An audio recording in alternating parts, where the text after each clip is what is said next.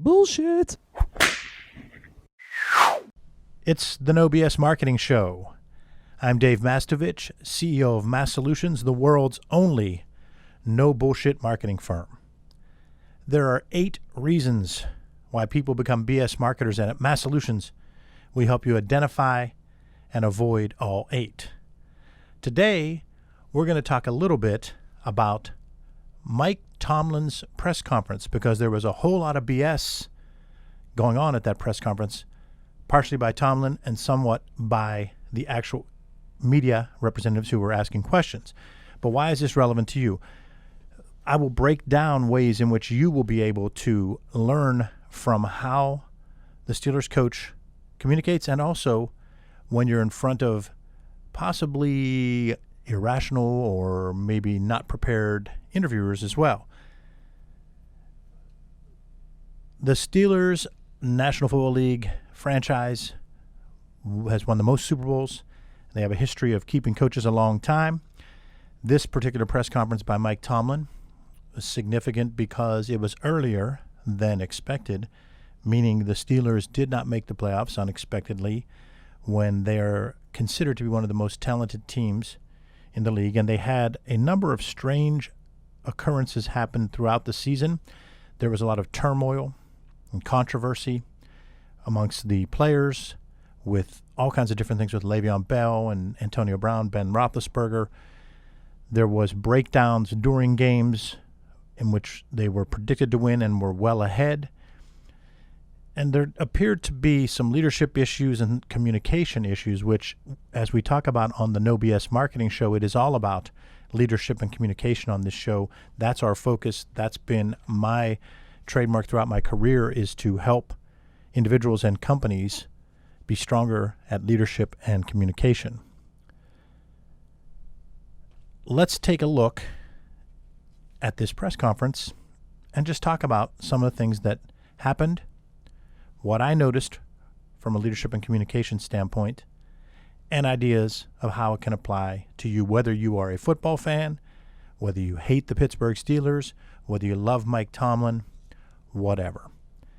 The first thing is that we talk a lot about preparation. And when I give you ideas on how to communicate, whether it's an email, whether it's a social media post, a senior management meeting, talking to all employees, or some form of advertisement or a speech, preparation out loud is significant. And I know that most listeners just probably silently in their mind balk at me saying to prepare and practice out loud. But think about this for a minute. If Mike Tomlin were to prepare and actually put a number of ideas on paper and maybe enter into his word processing document things that he thought he wanted to articulate, and if then Mike Tomlin were to mention those out loud and pace himself and hear how he sounded, I don't think he would say things like, "I saw him in the bowl prior to the game." I'm not sure that he would talk about drawing a line in the dirt and going on an information gathering tour. What I mean is, throughout the year, we've heard things. We heard one a couple of press conferences ago about shaving off or cutting off your eyelids. These are phrases that he's saying, I think, on the spur of the moment, or maybe he thinks that it makes him sound cooler. I don't know. But I think if he were to prepare out loud many of the things that he says, he might not use those phrases, and he would then be able to be more powerful and clear as a communicator. The second point that I'd like to say, because I have 6 here for you, the second one is it's about clarity. You've heard me say this before. Say it as simple and clear as you can. This is an example of his reference to the new Steelers kicker, who they signed this week. Quote, Matt's infusion into the process and acclamation to us was important this week. Matt's infusion into the process, Matt's acclamation to us. That's something that you're making it a lot harder than it has to be. Matt came in, got to know us. Matt became comfortable with the system. They're just more understandable, straight to the point. Say it as simple, as clear as you can. He also used 37 cliches or metaphors in about 25 minutes of talking to my notes. Now, I could be off on that. I didn't sit here and listen to the press conference 7 times, but I did take copious notes, and I had 37 different cliches or metaphors during about 25 minutes of talking. That's nothing to ring the alarm bells about, because Friday's the witching hour, but playing wasn't on the menu. And we're wrapping a bow around 2018 and laying the foundation for 2019. Again, clarity. Number 3, be yourself. His quote was, we're waddling in it right now, and we're going to waddle. Maybe that is how Mike Tomlin talks. Maybe that is him, and that's okay if that's himself. But I use that as one example. So it's the issue, not the instance. You've heard that one from me a long time. It's the issue, not the instance. So if someone wants to say, hey, they waddle a lot over at the Steelers headquarters, and he talks about waddling when he's with his family, okay, forget about the waddling one. It's the issue, not the instance. He isn't talking like this on a regular basis. And how do I know? Because throughout that press conference, he let his guard down and he was himself 3 times. And one of them was when they asked the question related to Antonio Brown. And they said, you've had another season of team turmoil. Do you think you need to be more disciplined? And he answered that question so naturally, and it was so much more believable because he was being himself. He wasn't waddling in it. He was being himself. There were 3 times during the press conference that if you watch it, you'll see when he let his guard down and he was clear, and you could tell that that was natural to him, and he maybe even prepared and thought about that prior to it, which leads to number 4, breathe. Breathe. Silence is powerful. We are all guilty of not pausing, breathing, and allowing silence. I know I have been. When I air check the show sometimes, I say, man, I just went on too much there. When I'm talking to a client and sometimes a little bit of nerves kick in, I run on a bit. So it's something you have to work at. And I do, because it's a part of my profession. But it's a bigger part of Mike Tomlin's profession, and whether anybody wants to admit that or not, it is. The PR aspect, the communication aspect, the in front of the camera aspect. It's a big part of Mike Tomlin's position. When he is talking to just burn clock, there's times where he's truly just talking to eat up the time of the press conference or the post-game interview without saying anything. When he's doing that, or when he's uncomfortable with what's going on, he strings together metaphors and cliches without breathing, without pausing. And that's what he did during his opening preamble. Lots of irons in the fire. We're going to information gather. There's a lack of communication, lack of presence was significant. Though that sentence is actually fine, it's just he kept on in a different tone that didn't follow these first 4 things. You could tell he hadn't prepared out loud. He wasn't being clear. He was actually muddying the waters. He wasn't being himself, because there's no way anyone talks the way that Mike Tomlin does at the beginning of that press conference and throughout most of his press conferences. And he didn't breathe. Silence is powerful. He also, during that preamble, didn't use number 5, inflection. Inflection is how you emphasize certain points, and whether you maybe actually even change your volume. Because by whispering for a split second there, those of you that were droning off are now thinking, whoa, what happened there?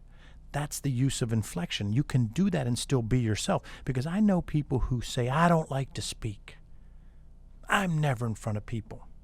I hate public speaking. But yet they damn sure use inflection when they're being themselves and they want to be clear and they're communicating with their loved ones. They use inflection.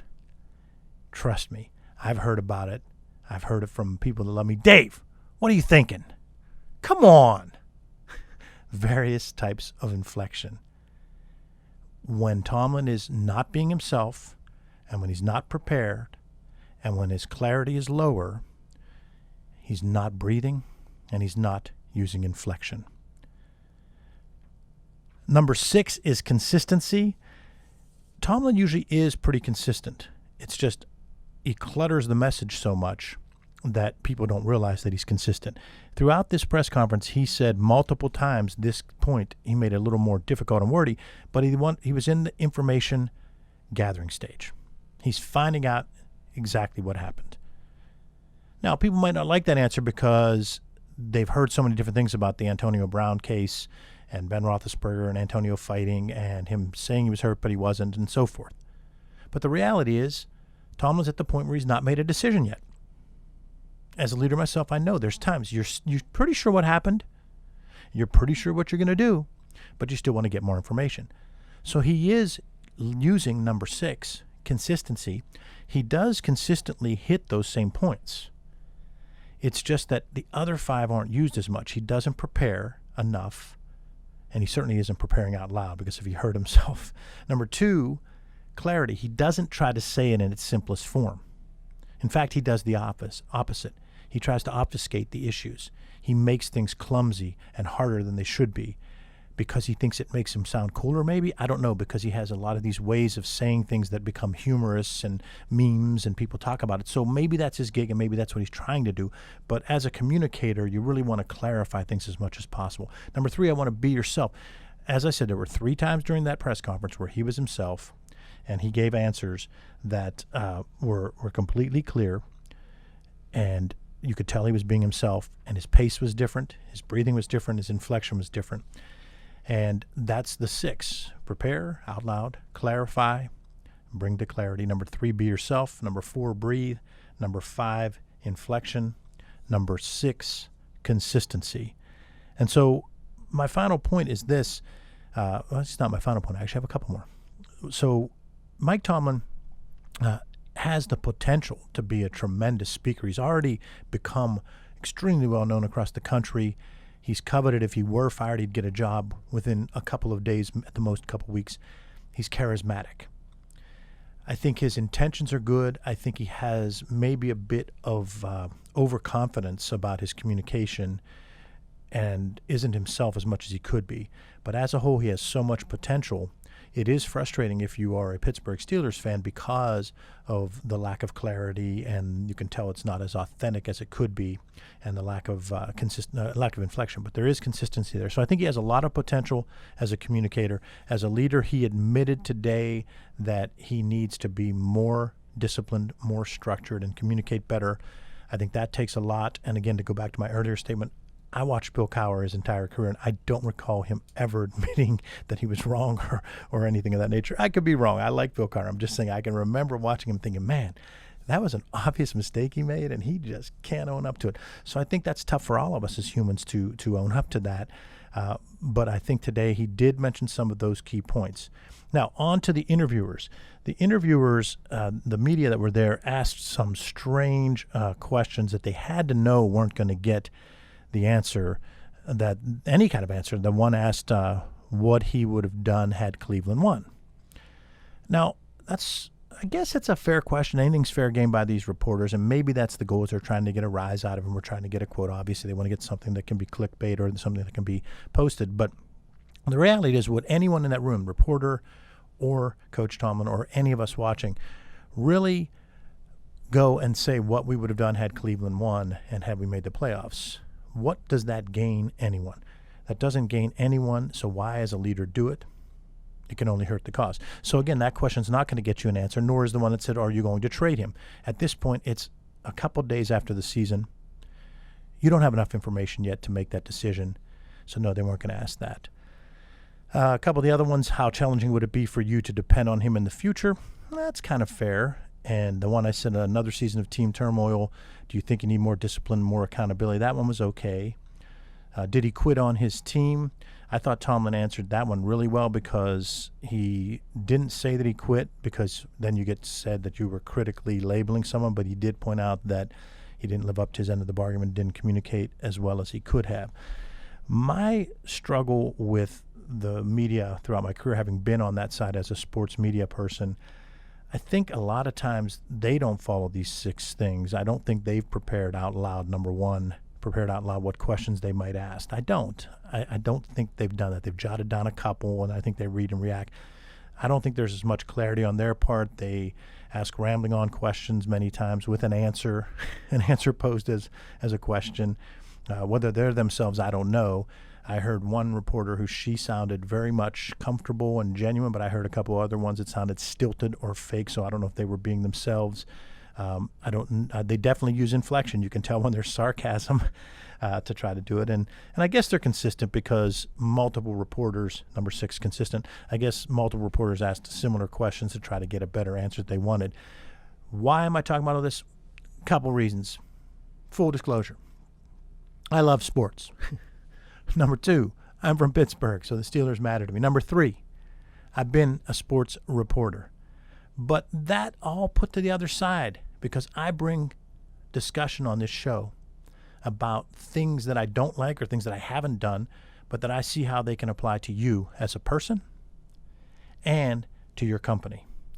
That was the major goal today. I want to make sure that your communication is clear. I want to make sure that when you're heading to a staff meeting, you've prepared out loud. When you're about to go to a speech, you've done that, but you've also written it in a way that was clear and as simple as possible, number 2. I want to make sure that everything you do on both social media, traditional media, in meetings with your staff, your leadership team, in speeches, in presentations, that you're yourself. Be authentic. Number 4, you have to breathe. Slow down. Silence is powerful. Number 5, inflection. How you say what you say. I was taught very early in a communications class in college 3 ways to say I love you. I love you. Obviously, that's comparing me to someone else. I love you. I love you. I love you. 3 words, said 3 different ways, using inflection. And number 6, consistency.